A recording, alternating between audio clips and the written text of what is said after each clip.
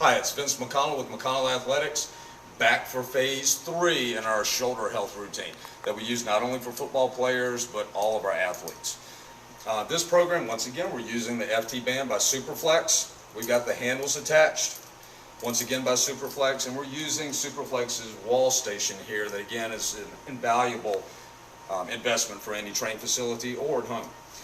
Now in this phase, we've already hit phases 1 and 2. Go back, if you haven't seen those, go back and get those first, and then you'll understand a little bit better about what we're doing on phase 3. Phase 3 is going to be more directly into the rotator cuff. I concentrate primarily with all my athletes on the external rotation aspect of the rotator cuff as opposed to adding more internal rotation.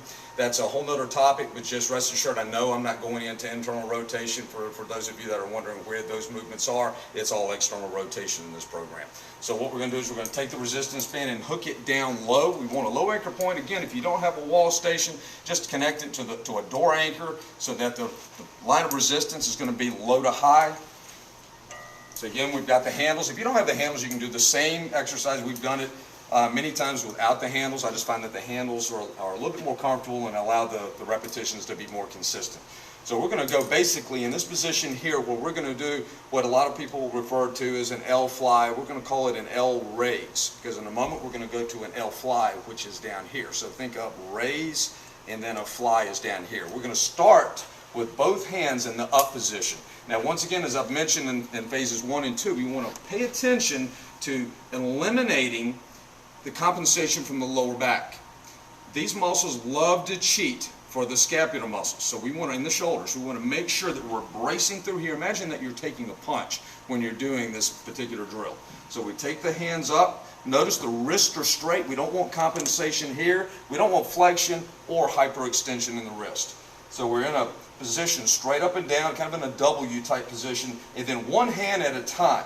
This is our start. So we're going to come down one hand at a time. Notice the path. The elbow is remaining still, just like it's resting on a table. So then we come back up with the right, and then we alternate to the left. So we're going right, left, and once again, watch the wrist. It's going to want to go backwards. Don't think about muscling these exercises. These are purely activation drills. It's not about seeing how much resistance that we can move from point A to point B.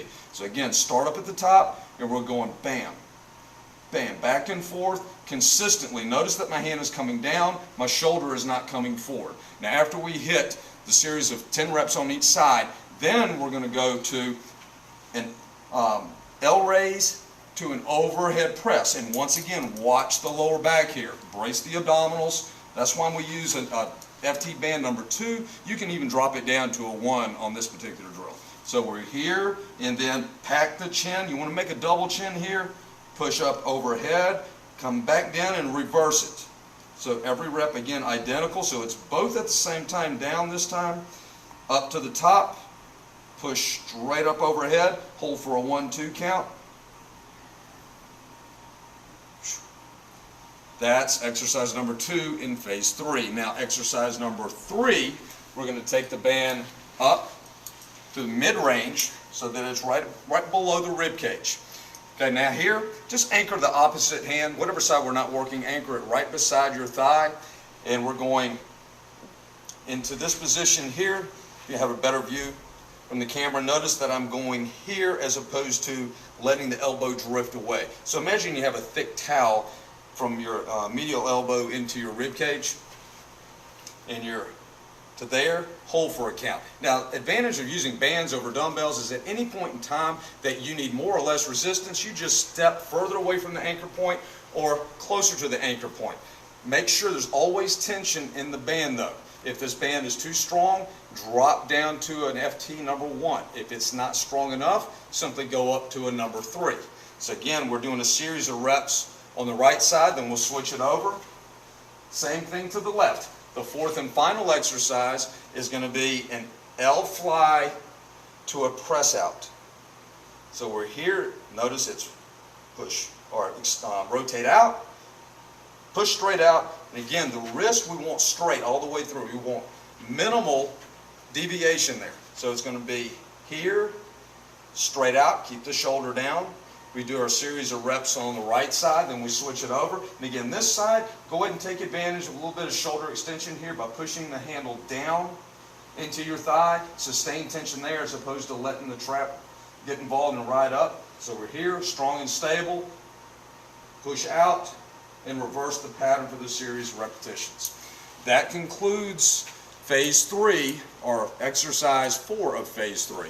And again, if you missed any of the previous phases, go back over phase 1, go to phase 2, and then phase 3.